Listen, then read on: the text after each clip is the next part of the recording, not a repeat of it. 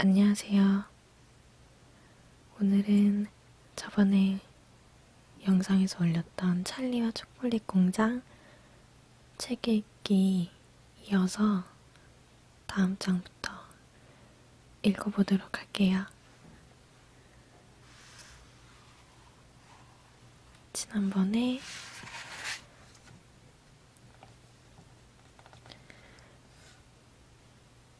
이 기사 제목까지 읽었었죠? 그러면은 오 행운의 황금빛 초대장부터 읽어볼게요. 오 행운의 황금빛 초대장. 조 할아버지가 큰 소리로 물었다. 아니, 그게 정말이냐? 뭐라고 썼는지 읽어봐라 어서. 아빠는 신문을 펼쳐 들고 읽기 시작했다. 제가 업계의 귀재 윌리 윙카. 10년 동안 모습을 감추었던 인물이 오늘 다음과 같은 광고를 냈다. 저 윌리 윙카는 5명의 어린아이에게 딱 5명입니다. 명심하십시오. 더 이상은 안 됩니다. 올해 안에 우리 공장을 견학시켜 드립니다. 이 행운의 5 아이들에게 공장을 보여주고 지금까지 공개하지 않았던 우리 공장의 모든 제조 비법과 신기한 기술을 보여드립니다. 또 공장 견학을 마친 후 이 어린아이들에게 평생 먹을 수 있는 초콜릿과 사탕을 기념품으로 드립니다. 이 행운의 황금빛 초대장을 잘 찾아보세요. 초대장은 금색 종이에 인쇄해서 초콜릿 포장지 밑에 숨겨 놓았습니다. 이 5개의 초콜릿은 어느 나라, 어느 도시를 막론하고 윙카의 초콜릿을 파는 곳이면 어디서나 발견할 수 있습니다. 모두에게 행운을 빕니다. 신나게 찾아보세요. 윌리 윙카. 조세핀 할머니가 중얼거렸다. 별 미친 사람 다 보겠네. 조 할아버지는 할머니하고 생각이 달랐다. 정말 대단한 사람이야. 마술사가 틀림없다니까? 앞으로 벌어질 일들을 상상해봐요. 온 세상 사람들이 이 황금빛 초대장을 찾느라 얼마나 혈안이 되겠나. 초콜릿이 불티나게 팔릴 거야. 야, 초대장만 찾아내면 얼마나 좋을까? 조지 할아버지도 말했다. 평생 먹을 초콜릿과 사탕도 준다잖아요. 그것도 공짜로. 조지아나 할머니도 한마디 끼어들었다. 트럭으로 배달해야겠네요. 조세핀 할머니는 불만이었다. 난 생각만 해도 속이 울렁거리네. 조 할아버지가 반박을 했다. 무슨 소리? 찰리 정말 멋진 일 아니니?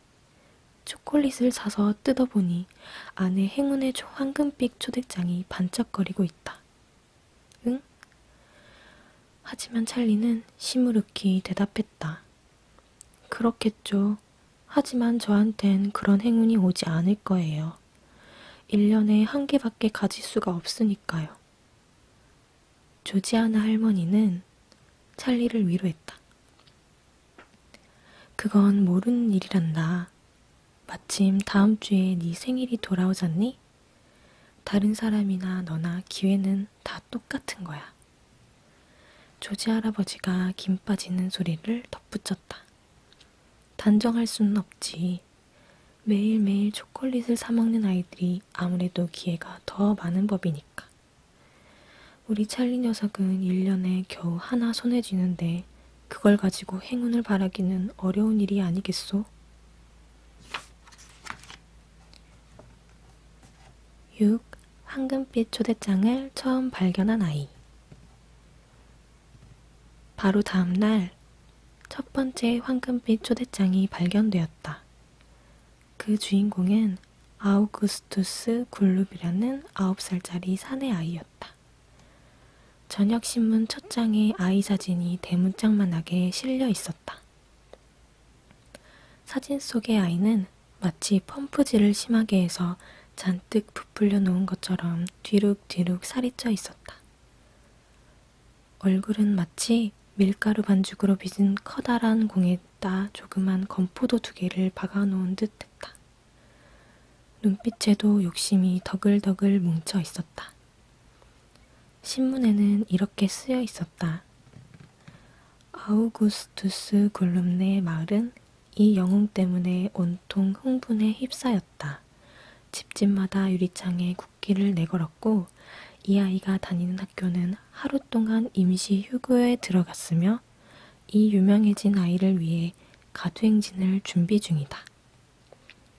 아우구스투스의 어머니는 신문기자들에게 이렇게 말했다. 전 우리 아이가 황금빛 초대장을 발견할 줄 알았어요. 하루에 사 먹는 초콜릿이 얼만데요. 발견하지 못하는 게 도리어 이상하지요. 짐작하시겠지만 우리 아이는 먹는 게 취미거든요. 먹는 것밖엔 관심이 없어요. 하지만 틈만 나면 말썽이나 피우고 돌아다니거나 귀가 따갑게 장난감총이나 써대는 아이들보다는 낫지 않아요?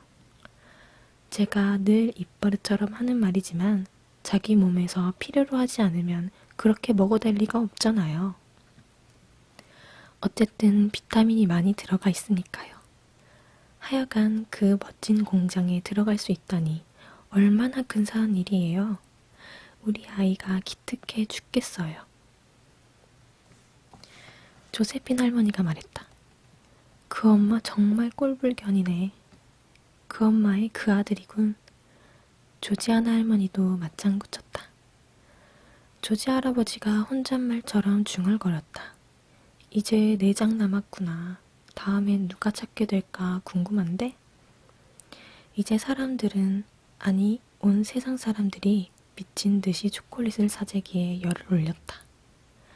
나이를 먹을 만큼 먹은 아줌마들이 가게로 몰려가서 윙카의 초콜릿바를 한 번에 10개씩 사서는 그 자리에서 포장을 찍고 황금빛 종이를 찾는 게 목격되기도 했다. 어떤 아이들은 망치로 돼지 저금통을 깨트리고 동전을 잔뜩 쥐고 가게로 달려가기도 했다. 어떤 도시에서는 강도가 은행을 털어 1000파운드나 훔쳤는데 그날로 윙카 초콜릿을 사는데 돈을 몽땅 써버렸다. 경찰이 강도를 체포하려고 집에 쳐들어가 보니 그 강도는 산더미처럼 쌓인 초콜릿 더미 사이에 아무렇게나 앉아 기다란 칼로 정신없이 포장을 벗기고 있었다. 러시아에 사는 샬롯 러스라는 여인은 자기가 2번째 초대장을 발견했다고 주장했지만 결국 정교하게 만든 가짜임이 드러났다. 영국의 저명한 과학자인 파울바디 교수는 초콜릿을 싸고 있던 종이를 뜯어보지도 않고도 그 속에 황금빛 초대장이 들어있는지 아닌지 즉석에서 가려주는 기계를 발명했다. 자동 무쇠팔이 금성분이 조금이라도 감지되면 엄청난 힘으로 팔을 뻗어 잡아채는 기계인데 그 당시에는 이 기계가 이 보물찾기를 완벽하게 해결해 줄 것처럼 보였다. 하지만 불행하게도 그 교수가 백화점에서 사람들에게 기계를 공개하는 동안 자동 무쇠팔이 휙 뻗어가더니 가까이 서 있던 공작 부인의 금리를 빼버린 일이 발생했다. 정말 끔찍한 장면이었다. 현장에 있던 사람들은 기계를 부숴버렸다. 그러다 찰리의 생일 바로 전날 2번째 황금빛 초대장이 발견되었다. 행운의 주인공은 멀리 떨어진 대도시에 사는 버루카 솔트라는 부잣집 딸이었다.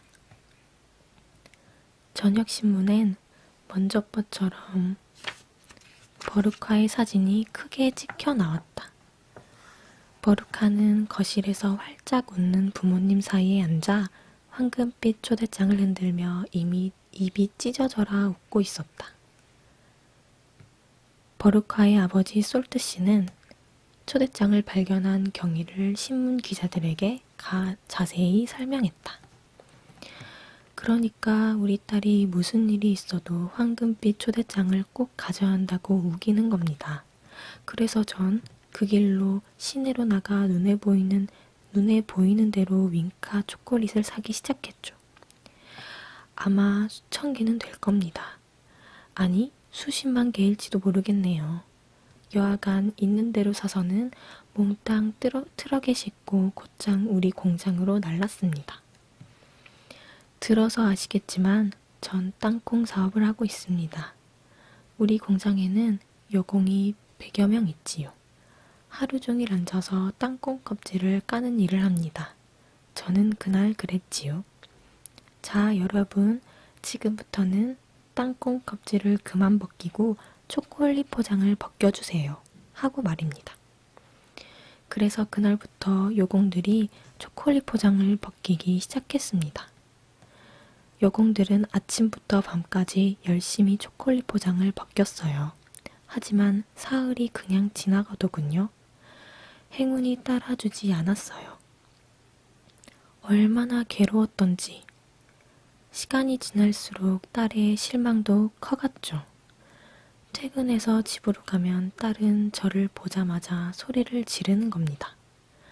황금빛 초대장은 어디 있어요? 난 황금빛 초대장이 꼭 필요하단 말이에요. 라고 말이죠. 그러면서 마룻바닥에 벌렁 드러누워 발버둥 치고 고래고래 악을 쓰면서 떼를 썼답니다. 정말 안쓰러워서 못 보겠더군요. 그래서 딸이 젖도록 원하는데 무슨 일이 있어도 끝까지 찾아야겠다고 마음먹었습니다. 그러던 중 나흘째 되는 날 저녁 여공 하나가 소리를 치는 겁니다. 찾았어요, 찾았어. 황금빛 초대장이에요. 저는 황금빛 초대장을 가지고 곧장 집으로 달려와 사랑하는 딸에게 주었습니다. 버루카는 잃어버렸던 웃음을 되찾았고 우리 가족도 이전처럼 다시 행복해졌지요. 조세핀 할머니는 영 못마땅한 기색이었다. 이 아인 뚱보 녀석보다 더 심하네. 조지안 할머니도 마찬가지였다. 그런 아이는 따끔하게 매를 들고 키워야 하는데 찰리는 실망했는지 중얼거리듯 말했다. 그의 아빤 정정당당하게 황금빛 초대장을 찾은 게 아니에요. 할아버지 그렇죠? 조 할아버지가 말했다. 아버지가 딸을 버려놓았구나. 저렇게 오냐오냐 하고 키워서 좋을 게 하나도 없단다. 이 할애비의 말을 명심해라 찰리. 엄마가 말했다. 이제 잠자리에 들어야지 찰리. 내일이 네 생일이잖니. 잊지 않았지? 내일 아침엔 선물을 풀어야 하니 일찍 일어나야겠구나. 찰리는 기뻐서 소리쳤다. 윙카의 초콜릿바. 윙카의 초콜릿바 맞죠? 그래 찰리. 만약 제가 세 번째 황금빛 초대장을 발견하면 정말 신나겠지요? 조 할아버지가 말했다. 선물을 받거든 우리 방으로 가져와라. 함께 보자꾸나. 7. 찰리의 생일. 다음날 아침 찰리가 할아버지네 방으로 들어서자 노인들은 큰 소리로 찰리를 반겼다. 생일 축하한다. 초조한 마음에 웃음기만 살짝 비치며 찰리는 할아버지네 침대 가장자리에 걸터 앉았다. 찰리는 하나뿐인 생일 선물을 양손에 조심스럽게 들고 있었다. 포장지에는 이렇게 쓰여 있었다. 놀라운 맛, 입안의 기쁨, 윙카의 퍼지멜로 초콜릿. 베개에 기대 앉아있던 네 노인들도 조바심 어린 눈빛으로 찰리가 들고 있는 초콜릿을 뚫어져라 쳐다보았다. 찰리의 엄마 아빠도 침대 끝에 서서 찰리를 쳐다보았다.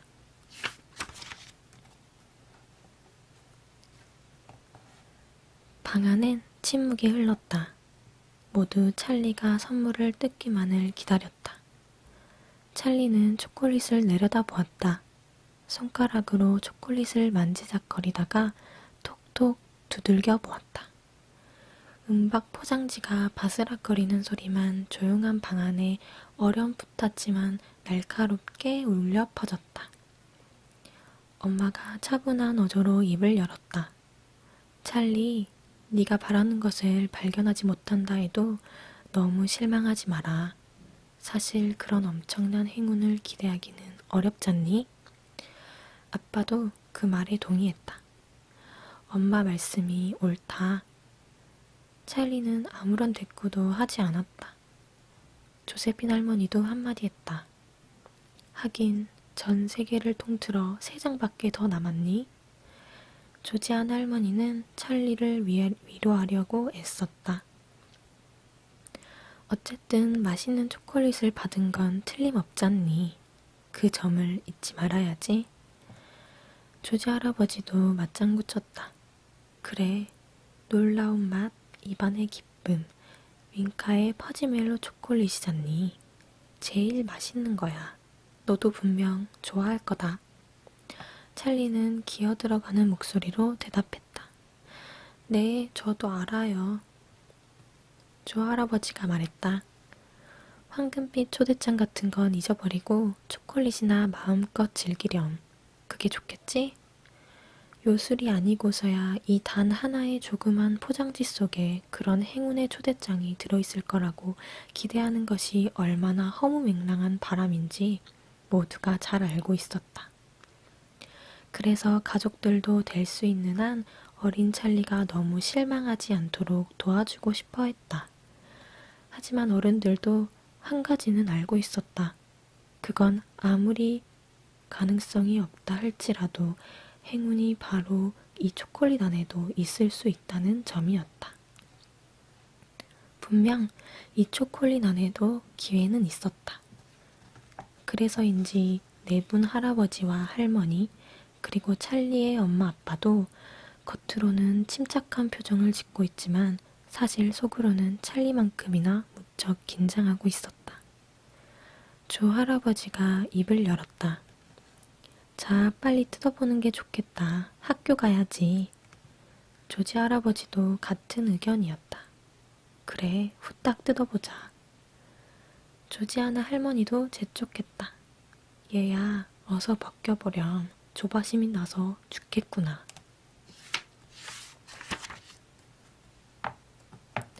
찰리는 천천히 초콜릿 포장지 한 귀퉁이를 뜯기 시작했다. 노인들은 주름이 쭈글쭈글한 앙상한 목을 쭉 빼고는 앞으로 당겨 앉았다. 찰리는 더 이상 견딜 수 없다는 듯 대뜸 초콜릿 포장지를 푹 찢었다. 그러자 크림이 듬뿍 든 옅은 갈색의 부드러운 초콜릿이 찰리 무릎 위로 떨어졌다. 하지만 그 어디에도 황금빛 초대장은 보이지 않았다. 조 할아버지는 애써 활짝 웃어 보이며 말했다. 자, 이젠 됐다. 우리가 예상했던 대로네. 찰리는 고개를 들었다. 노인들은 모두 찰리만 쳐다보았다. 찰리는 미소를 지어 보였다. 감추려고는 했지만 분명 슬픈 미소였다. 찰리는 어깨를 으쓱하고는 초콜릿을 집어들고 엄마에게 내밀면서 말했다. 엄마도 조금 드세요. 우리 다 같이 나눠 먹어요. 조금씩 맛이라도 보셔야지요. 엄마는 반대했다. 그럴 수는 없단다. 모두들 큰 소리로 말했다. 안 돼. 우린 생각도 안 하고 있어. 전부 네 몫인걸? 찰리는 돌아서서 조 할아버지에게도 초콜릿을 권하면서 고집을 피웠다. 그러지 마시고 좀 드세요. 하지만 그 누구도 초콜릿에 입을 대는 사람은 없었다.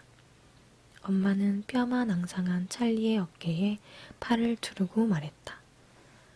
학교 갈 시간이 다 됐구나. 어서 가렴. 이러다 늦겠다.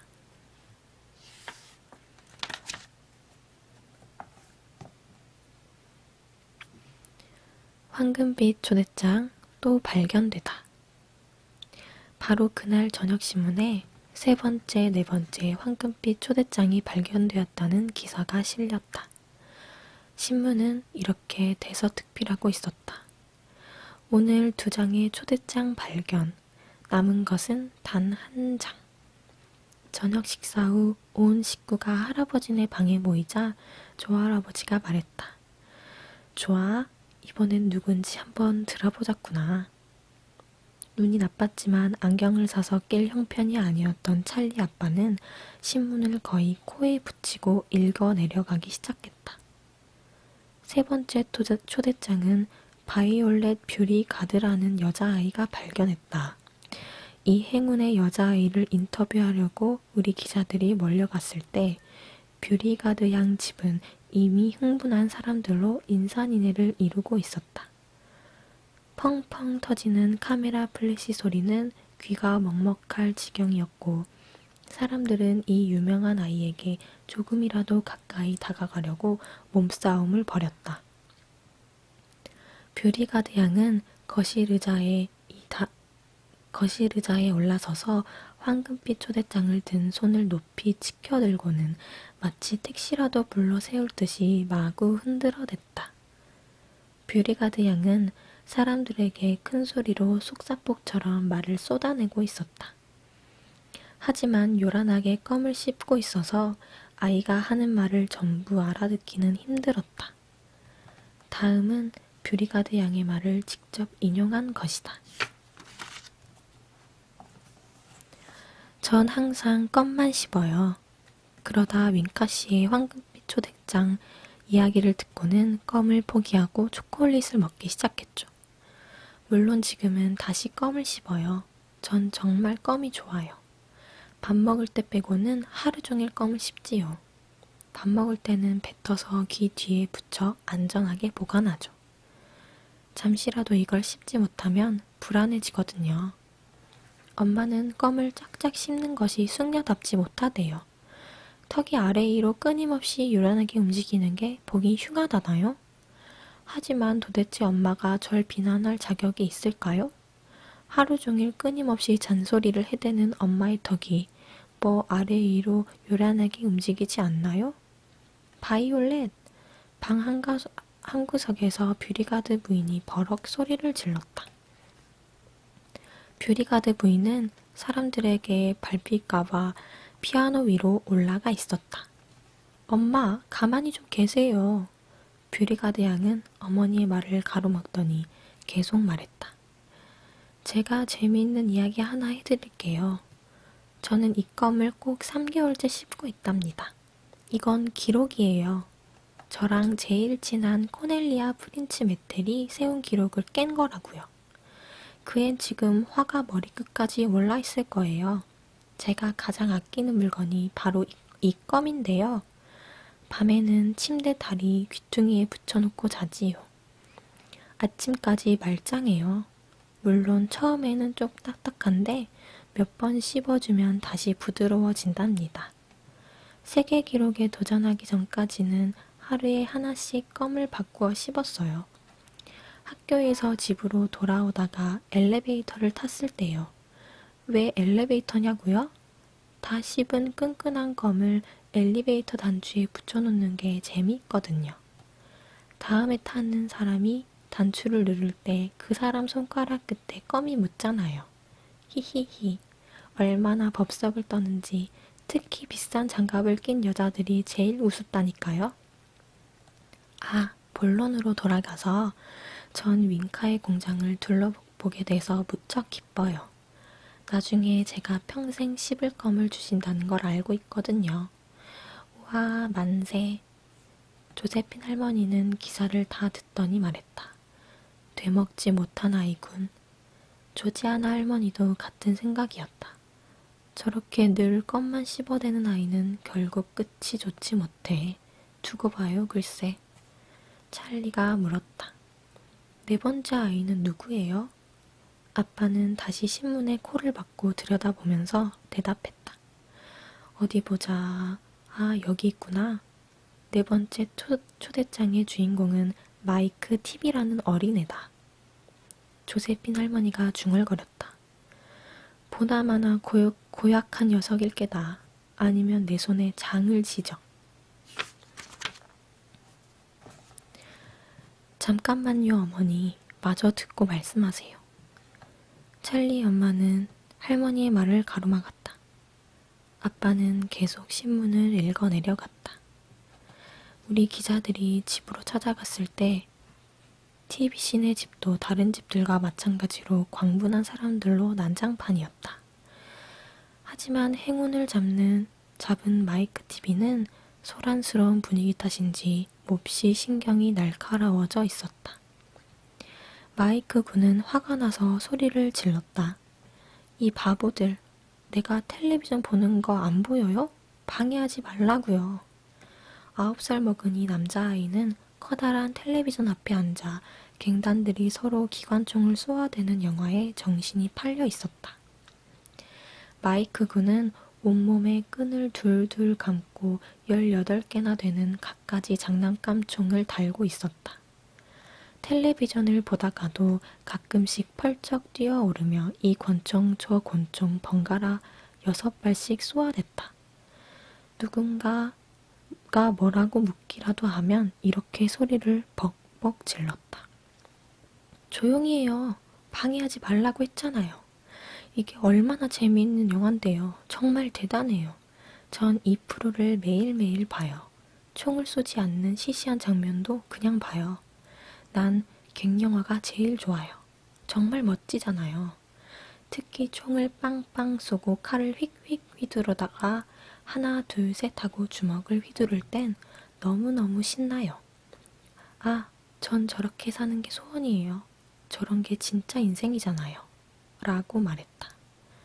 조세핀 할머니가 말을 가로채며 끼어들었다.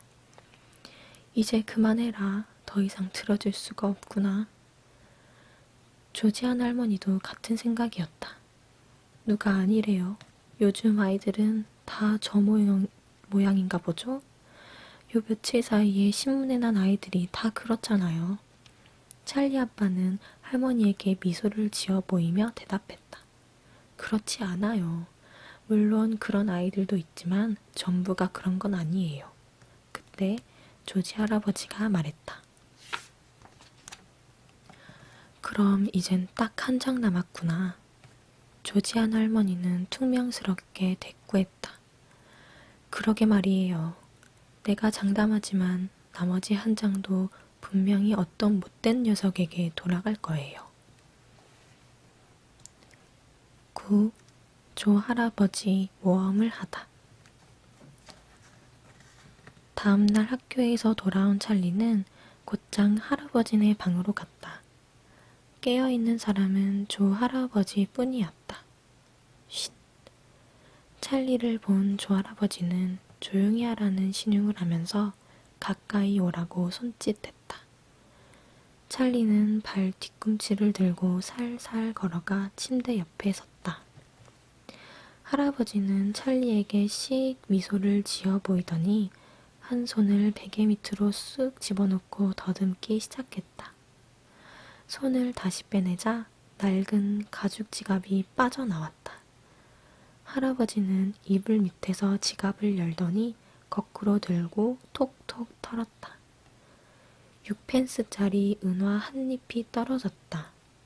할아버지가 나지막한 소리로 속삭였다. 이 할애비가 몰래 모아둔 비상금이란다. 다른 식구들은 모를 거야. 이제 모험을 한 번 더 해보는 거야. 어떠냐? 응? 대신 네가 날 도와주어야겠다. 찰리도 들릴 듯 말 듯한 목소리로 속삭였다. 할아버지 정말 모험을 하고 싶으세요? 할아버지는 흥분한 나머지 침까지 튀겨가며 대답했다. 물론이지. 나도 황금빛 초대장을 찾고 싶은 마음이 굴뚝 같단다. 자, 이 돈을 가지고 제일 가까운 가게로 달려가서 맨 처음 보이는 윙카의 초콜릿을 하나 사가지고 오너라. 은화를 받아든 찰리는 황급히 방을 빠져나갔다. 5분쯤 지나 찰리가 돌아왔다. 샀니? 목소리는 죽였지만 할아버지의 눈은 초롱초롱 빛났다. 찰리는 고개를 끄덕이며 윙카씨의 깜짝 땅콩 크런치 바를 내밀었다. 허리를 바짝 세우고 앉은 할아버지는 두 손을 비비며 말했다. 자, 이리 바싹 붙어 앉으렴. 같이 뜯어보자. 준비됐지? 네, 준비됐어요. 좋아. 네가 먼저 살짝 벗겨보렴. 아니, 할아버지가 돈을 내셨으니까 할아버지가 뜯으세요. 포장지를 만지작거리는 할아버지의 손이 바르르 떨렸다. 너도 알지? 사실 우리가 그 초대장을 발견할 거라는 희망을 갖는 건 무리다. 네, 알아요.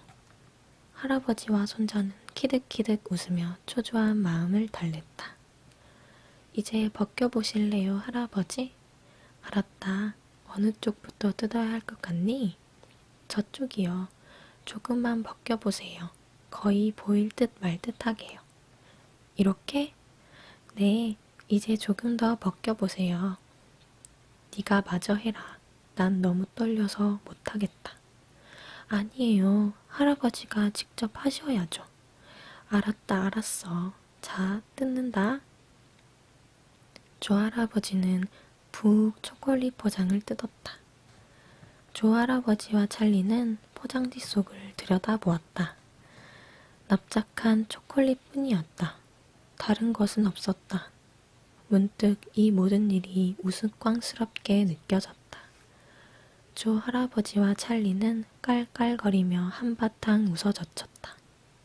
웃음소리에 깜짝 놀라 잠이 깬 조세핀 할머니가 물었다. 대체 무슨 일이에요? 조 할아버지가 대답했다. 아무것도 아니요. 잠이나 다시 자구려. 10. 굶주림을 겪기 시작하는 찰린의 가족. 그 다음 두 일주일은 눈이 내리면서부터 혹독한 추위가 내리 몰아쳤다. 어느 날 아침 찰리가 학교에 가려고 옷을 입은 사이 갑자기 눈이 내리기 시작했다. 창가에 서 있던 찰리는 얼어붙은 듯한 잿빛 하늘에서 주먹만한 한방눈이 송이송이 날리기 시작하는 것을 보았다. 저녁 무렵에는 찰린의 작은 판잣집 주위로 120cm나 되게 눈이 쌓였다. 아빠는 현관에서 도로까지 길을 내기 위해 수북히 쌓인 눈을 삽으로 퍼서 치워야 했다. 눈이 내리고부터는 얼음같이 차가운 강풍이 그칠 줄 모르고 불어닥쳤다. 손을 대는 것마다 전부 얼음 같았다. 현관문을 나서면 모질고 매서운 바람이 찰리의 뺨을 칼로 에는 듯 했다. 칼날 같은 바람은 창틀과 문틈으로 싸늘한 소리를 내며 집 안으로 몰아쳐 들어왔다. 바람을 피할 만한 곳은 없었다. 내 노인은 침대에 한데 붙어 누워 어떻게든 뼛속까지 한기가 스며들지 않게 하려고 애를 썼다. 황금빛 초대장에 대한 식구들의 열기는 식어버린 지 오래였다. 어떻게 하면 추위를 이겨낼까? 어떻게 하면 끼니를 해결할까? 이 두 가지 중대한 문제 외에는 아무 생각이 없었다. 날씨가 추워지면 이상하게 식욕이 왕성해진다. 김이 모락모락 나는 진한 고깃국이나 따끈따끈한 사과파이 같이 추위도 이기고 맛도 좋은 음식이 먹고 싶어진다. 원하는 걸 거의 다 먹을 수 있는 우리는 자신이 깨닫고 있는 것보다 훨씬 운이 좋은 사람들이다. 하지만 찢어지게 가난한 찰린의 가족은 그렇지 못했다.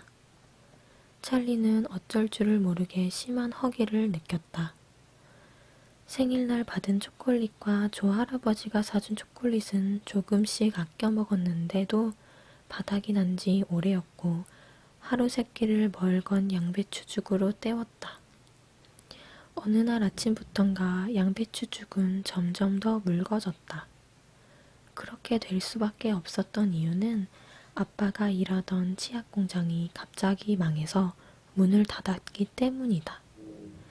다급해진 아빠는 다른 일자리를 구해보려고 했다. 하지만 운이 따라주지 않았다. 결국 단돈 몇 푼이라도 벌 수 있는 길은 거리에서 눈을 치우는 일이었다. 하지만 그렇게 벌어서는 7 식구가 먹을 양식의 4분의 1도 마련하기가 어려웠다. 집안 형편은 더욱더 말이 아니어서 아침은 겨우 빵 한 조각이 전부였고 점심도 삶은 감자 반 개가 고작일 때가 많았다. 찰리는 날마다 힘겹게 눈길을 걸어 학교를 다녔다. 그리고 어김없이 윙카씨의 공장을 지나쳤다. 찰리는 하루도 빠짐없이 공장 앞에 멈추어 서서 작은 코를 하늘 높이 치켜들고는 달콤한 초콜릿 향기를 흠씬 들이마셨다. 어떤 날은 몇 분이고 꼼짝 않고 서서는 마치 초콜릿 냄새로 허기를 채우려는 듯 숨을 깊게 들이쉬었다. 어느 몹시 추운 날 아침 조 할아버지는 담요 위로 고개만 빠끔히 내밀고 말했다. 저 아이만은 제대로 먹여야 하는데 우리야 늙은이들이니 신경 쓸 게 뭐 있나. 하지만 찰리는 한창 자라는 아이잖아. 애가 얼마나 야위었는지 해골같이 변했다고. 조세핀 할머니도 찰리가 가엾어서 혼잣말처럼 넋두리를 늘어놓았다. 우리가 어떻게 할 수가 있어야지요. 우리 몫은 절대 받지도 않으니 말이에요. 오늘 아침에도 제 애미가 빵을 찰리 접시에 슬쩍 밀어주었지만 손도 대지 않더라고요. 결국 애미가 다시 돌려받았잖아요. 조지 할아버지도 한마디 했다. 정말 착한 아이야. 그래서 더 이렇게 키우면 안 되는데. 모진 추위는 계속되었다. 찰리는 날마다 조금씩 야위어 갔다. 얼굴은 무서울 정도로 창백하고 볼은 움푹 패어버렸다. 뼈와 가죽만 남았다 할 만큼 말라서 이러다간 얼마나 오랫동안 버텨낼 수 있을지 의문이었다. 역경에 처한 아이들은 가끔 놀라운 지혜를 스스로 터득하는 경우가 있다. 찰리가 그런 경우였다. 찰리는 생활 습관을 조금씩 바꾸어 나갔다. 되도록 기운이 빠지지 않게 하려는 것이다. 아침에는 10분 일찍 집을 나섰다. 뛰어서 가지 않을 수 있도록. 쉬는 시간에는 다른 아이들이 운동장에서 눈싸움을 하거나 눈 위에서 나뒹굴며 노는 동안 찰리는 혼자 조용히 교실에 남아 있었다. 무엇을 하든 몸이 지치지 않게 서두르는 법이 없이 항상 조심했다. 그러던 어느 날 오후였다. 그날따라 유난히 허기가 심했다. 바람을 피하려고 얼굴을 잔뜩 수그리고 집으로 돌아오던 찰리에게 문득 은빛나는 물건이 눈에 들어왔다. 그것은 눈 쌓인 도랑에 떨어져 있었다. 찰리는 도랑으로 한두 발짝 내려서서 몸을 구부리고 자세히 살폈다. 반쯤 눈 속에 파묻혀 있었지만 찰리는 단번에 그것이 무엇인지 알아차렸다. 50펜스짜리 은화였다. 찰리는 재빨리 주위를 살펴보았다.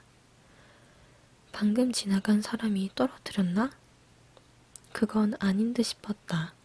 눈 속에 파묻혀 있는 걸 보면 그건 불가능한 이야기였다. 5사람이 코트깃에 얼굴을 파묻고 저벅저벅 바쁘게 소리를 내며 찰리 곁을 스쳐 지나갔다. 하지만 돈을 찾고 있는 사람은 아무도 없었다. 도랑에 쭈그리고 앉은 어린아이를 눈여겨보는 사람도 없었다. 그렇다면 찰리의 차지가 될까? 이 50펜스짜리 은하가 가져도 될까? 찰리는 조심스레 눈을 헤치고 동전을 파냈다. 더럽고 물에 젖긴 했지만 말짱했다. 50펜스짜리 은화라. 찰리는 떨리는 손으로 은화를 꼭 거머쥐고는 뚫어지게 내려다 보았다. 그 순간 찰리 머릿속에 스치는 건 단 한 가지였다. 그건 먹을 것이었다. 찰리는 반사적으로 몸을 돌려 바로 옆에 있는 가게로 향했다. 10발자국도 되지 않았다. 신문에서부터 문구, 사탕, 담배까지 온갖 종류의 물건을 파는 구멍가게였다. 어떻게 할까? 찰리는 혼자 중얼거렸다. 맛있는 초콜릿을 하나만 사서 남김없이 다 먹어야지. 그리고 거스름돈은 엄마한테 드려야지. 11. 기적이 일어나다. 가게에 들어선 찰리는 축축한 50펜스짜리 은화를 계산대에 놓으며 말했다. 놀라운 맛, 입안의 기쁨, 윙카의 퍼지멜로 하나 주세요. 찰리는 생일날 맛있게 먹었던 초콜릿이 생각났다. 계산대 뒤에 서 있는 주인은 무척 살이 찐 아저씨였다. 입술도 두꺼웠고 뒷밤에도 살이 퉁퉁 쪄 있었다. 또 목은 얼마나 굵은지 살이 칼라 위로 붉어져 나와서 마치 튜브를 끼고 있는 듯했다. 주인 아저씨는 뒤편에 있던 초콜릿을 꺼내서 찰리에게 건네주었다. 찰리는 재빨리 포장을 뜯어 한 입 덥석 깨물어 먹었다. 또 다시 한 입을 더 깨물었다. 또 한 입. 아, 이렇게 달콤한 초콜릿을 먹을 수 있다니. 찰리가 허겁지겁 먹는 것을 보고 주인 아저씨가 말했다. 초콜릿이 정말 먹고 싶었구나. 초콜릿이 입에 한가득 들어있던 찰리는 고개만 끄덕였다. 주인 아저씨가 거스름돈을 계산대에 내려놓으며 말했다. 천천히 먹어라. 씹지도 않고 그렇게 삼키다 배탈 날라. 찰리는 걸신 들린 듯 초콜릿을 먹어치웠다. 30초도 못 되어 마파람에 개눈 감추듯 초콜릿 한 개가 목구멍 속으로 사라져버렸다. 하도 급히 삼켜 숨이 찰 지경이었지만 믿을 수 없을 정도로 행복했다. 찰리는 거스름돈을 집어들려고 손을 내밀다가 그대로 멈추었다. 계산대에 놓여있는 은화가 눈앞에서 반짝거렸다. 5페니 동전들이다. 모두 9개나 되었다. 9개 중에서 하나를 더 써도 괜찮지 않을까? 찰리는 기어들어가는 목소리로 말했다. 저 초콜릿 하나만 더 주세요. 아까와 똑같은 걸로요. 뚱뚱보 주인이 대답했다. 그러렴. 그러더니 놀라운 맛, 입안의 기쁨, 윙카의 퍼지멜로를 하나 더 꺼내서는 계산대 위에 올려놓았다. 찰리는 초콜릿을 집어들고는 포장을 찢었다. 그런데 포장지 밑에 금빛이 찰리는 심장이 멎어버리는 것 같았다. 갑자기 뚱뚱보 주인이 공중으로 펄쩍 뛰어오르면서 소리를 질렀다. 황금빛 초대장이다. 네가 황금빛 초대장을 찾았구나. 그 마지막 초대장을 찾았어. 여기들 봐요. 믿겨져요? 이 아이가 하나 남은 윙카의 황금빛 초대장을 찾았다니까요. 여기요. 이 아이 손에 들려있잖아요. 가게 주인은 당장이라도 발작을 일으켜 쓰러질 것만 같았다. 뚱뚱보 주인은 계속 소리쳤다. 내 가게에서요. 이 아이가 바로 이 보잘것없는 내 가게에서 황금빛 초대장을 찾았다고요. 누가 가서 신문사 사람들 좀 불러와요. 그 사람들에게 알려줘야지. 조심해라 얘야. 포장을 벗기다 찢어지면 안 된다. 그게 얼마나 귀중한 물건이냐. 순식간에 20명이나 되는 사람들이 찰리를 애워쌌다. 거리를 오가던 사람들이 가게 안으로 밀려 들어왔다. 모두들 황금빛 초대장과 초대장을 발견한 아이를 보고 싶어 안달이었다. 어디에 있습니까? 높이 쳐들어봐요. 우리도 좀 봅시다. 저기 있다 저기. 아기가 손에 들고 있다고. 저기 봐요. 금색으로 반짝거리지 않소? 오락부락한 남자아이가 분하다는 표정을 지으며 툴툴거렸다. 쟨 어떻게 찾았대요? 좀 가르쳐 주라고 해요. 나도 몇 주일 동안 초콜릿만 샀는데.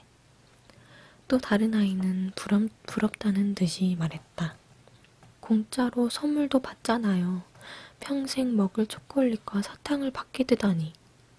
어떤 여자아이는 깔깔 웃어대며 말했다. 쟤한테는 꼭 필요하겠네요. 봐요. 마른 새우가 따로 없네. 찰리는 가만히 서 있었다. 황금빛 초대장을 꺼내지도 않았다. 찰리는 사람들이 서로 밀치고 왁자지껄 떠드는 동안에도 초콜릿을 두 손으로 꼭 쥔 채 꼼짝도 하지 않았다. 어지러웠다. 마치 풍선을 타고 하늘에 떠있는 기분이었다. 발은 땅에 닿아 있는지 어쩐지도 느낌이 없었다. 목구멍 깊숙이 어디에선가 쿵쾅쿵쾅 거리는 심장 소리가 들려왔다. 그때 누군가가 가만히 찰리의 어깨에 손을 얹는 게 느껴졌다. 키가 큰 남자가 찰리를 내려다보며 물었다. 얘야, 내가 그 초대장을 삼아. 60파운드를 주지. 어때? 응? 새 자전거도 줄게. 좋지? 그러자 역시 가까이 서 있던 한 여자가 버럭 소리를 질렀다. 당신 정신 나갔어요? 있잖니? 나라면 말이다. 200파운드도 줄 수 있는데. 그거 나한테 200파운드에 팔지 않을래? 뚱뚱보 가게 주인은 모여든 사람들을 밀쳐내며 찰리의 팔을 꼭 잡고는 큰 소리로 외쳤다. 이제 그만들 해요. 이 아이를 내버려 두라고요. 저리 비켜요. 이 아이가 나갈 수 있게 비켜서요. 가게 주인은 찰리를 문까지 데려다주면서 차분한 목소리로 속삭였다. 아무에게도 이 초대장을 주면 안 된다. 잃어버릴라. 어서 집으로 가거라. 집에 도착할 때까지 잠시도 쉬지 말고 뛰어라. 알겠니? 찰리는 고개를 끄덕였다. 뚱뚱부 아저씨는 잠시 숨을 돌리더니 미소 띤 얼굴로 찰리를 쳐다보며 다시 말을 이었다. 내 느낌이긴 하다만 어쩐지 너에겐 이런 행운이 필요할 것 같구나. 너한테 황금빛 초대장이 돌아가서 나도 얼마나 기쁜지 모르겠다. 행운을 빈다 얘야. 고맙습니다. 찰리는 인사를 하고 눈속을 헤치며 싱싱 달려갔다.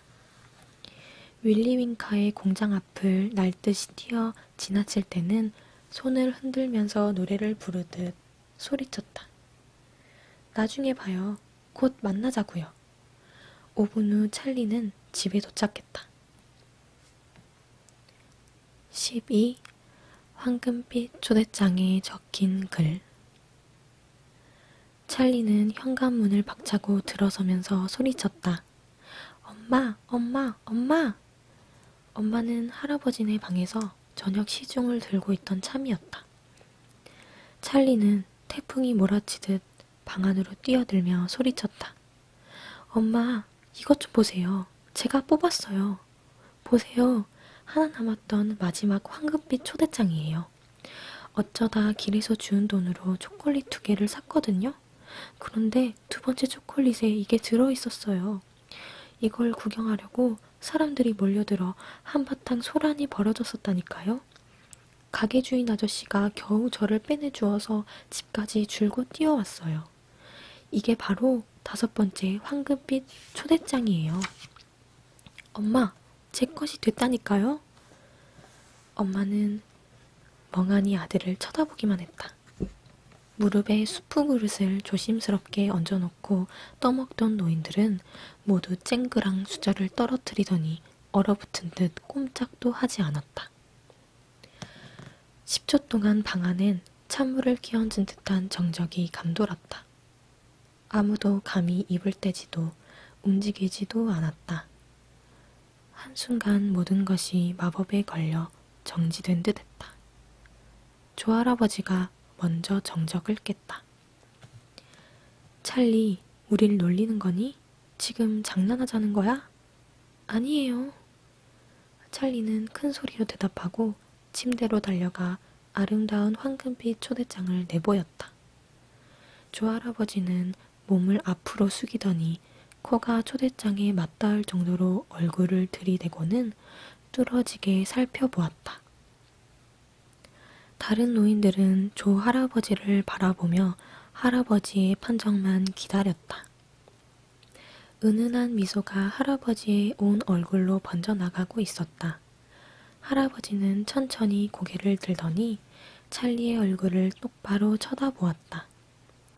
얼굴이 점점 붉어지고 두 눈은 점점 커졌다. 까만 눈동자에서 불꽃이 천천히 타오르기 시작했다. 할아버지는 숨을 깊이 들이쉬었다. 그러더니 벼랑간 몸속에서 무언가가 폭발한 듯 팔을 쭉 뻗으며 이야토 소리와 함께 뼈만 남은 길쭉한 몸을 벌떡 일으켜 세웠다. 그 바람에 무릎에 얹혀있던 수프 그릇이 조세핀 할머니의 얼굴에 정통으로 날아가 버렸다. 지난 20년 동안 한 번도 침대를 벗어나 보지 못했던 96년하고도 반년을 살아온 노인은 단번에 마루로 훌쩍 뛰어내리더니 잠옷바람에 폴쩍폴쩍 춤을 추기 시작했다. 할아버지는 소리쳤다. 만세! 찰리를 위해 만세 삼창! 만세, 만세, 만세! 바로 그 순간 문이 열리더니 아빠가 방으로 들어왔다. 아빠는 축 늘어진 몸을 떨고 있었다. 왜 아니겠는가? 하루 종일 길거리에서 눈을 치웠는데 아빠는 소스라치게 놀라며 물었다. 아니, 세상에, 무슨 일 났어요? 아빠한테 자초지종을 설명해 주는 데는 그리 오랜 시간이 걸리지 않았다. 그러나 아빠는 여전히 어리둥절한 모양이었다. 믿을 수 없는 일이야, 이건. 여전히 잠옷바람에 회교도 수도사처럼 춤을 추던 조 할아버지가 소리쳤다. 찰리, 아빠한테 초대장을 보여드려라. 이 세상에 딱 한 장 남아있던 5번째 황금빛 초대장을 보여드려. 어디 보자, 찰리. 찰리 아빠는 의자에 털썩 주저앉으며 손을 내밀었다. 찰리는 그 귀중한 종이를 들고 앞으로 나왔다. 행운의 황금빛 초대장은 너무도 아름다웠다. 찰리네 식구들 눈에는 마치 순금을 망치로 두들겨 얇게 펴 만든 것 같았다. 한쪽 면에는 까만 글씨로 윙카씨의 초대말이 정교하게 인쇄되어 있었다. 조 할아버지는 마침내 침대로 다시 기어 올라가면서 말했다. 큰 소리로 읽어봐라. 정확하게 뭐라고 썼는지. 아빠는 아름다운 황금빛 초대장을 눈앞에 바싹 갖다 댔다. 손이 파르르 떨리고 있었다. 아빠는 연거푸 숨을 깊게 들이쉬었다. 마침내 목을 가다듬고 난 아빠가 읽어 내려가기 시작했다.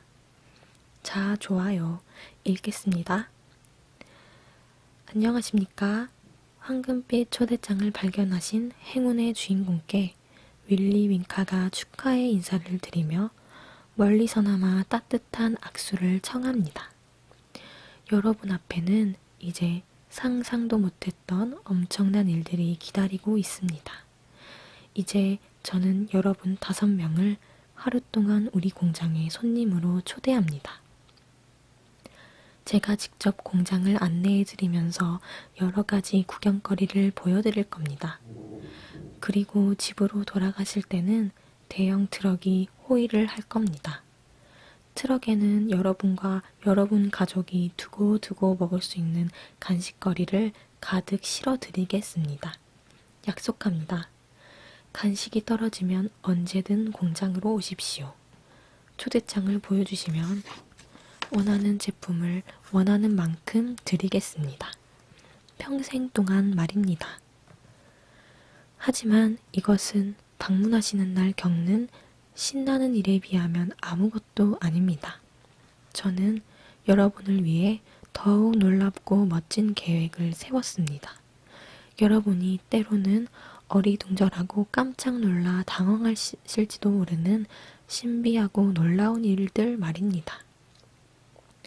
아마 여러분들은 꿈에서조차 상상하지 못할 일들일 겁니다. 두고 보십시오. 자, 여기 지시사항이 있습니다. 제가 정한 방문 날짜는 바로 2월 초 하루입니다.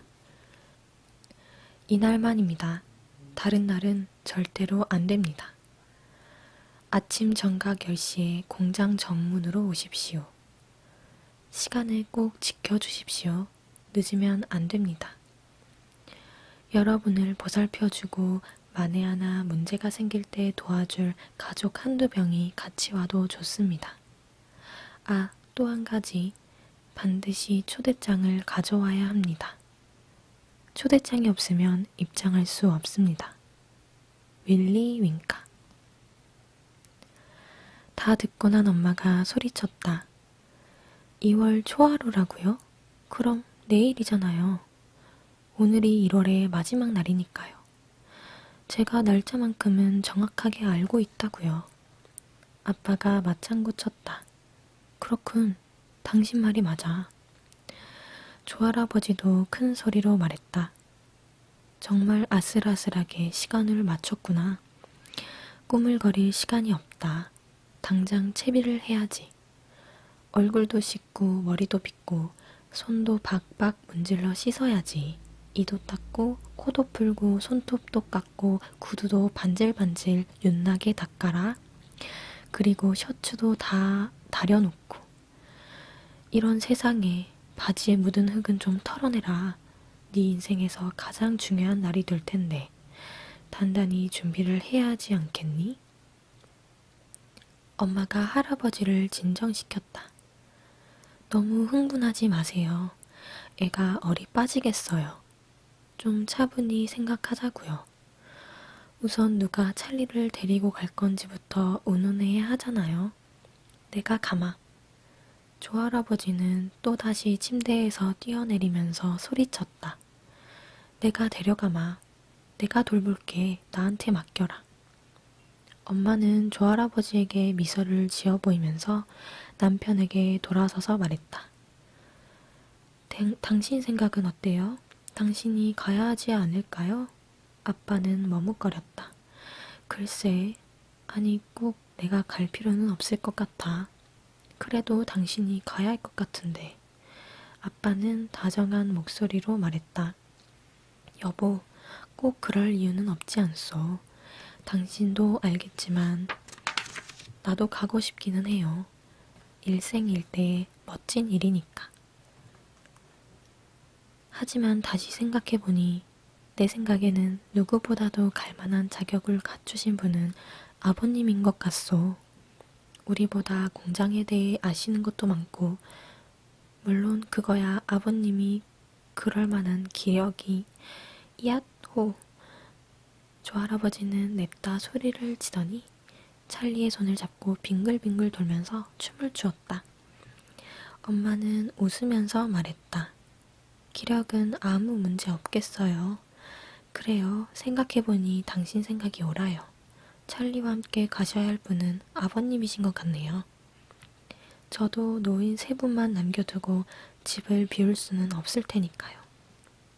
조할아버지는 소리쳤다. 할렐루야, 하느님을 찬양하라. 바로 그때 현관문을 두드리는 소리가 났다. 아빠가 문을 열자 용케 집을 알아낸 신문 기자들이 물밀듯이 쏟아져 들어왔다. 그렇잖아도 좁은 찰리네 집은 삽시간에 아수라장이 되어버렸다.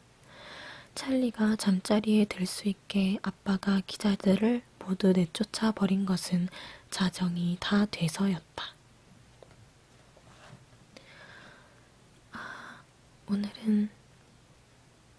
오늘 영상은 여기까지 읽겠습니다. 그러면 다음 영상에서 이어서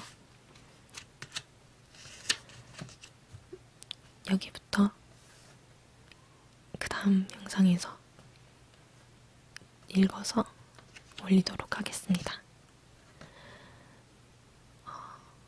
봐주신 분들 감사합니다.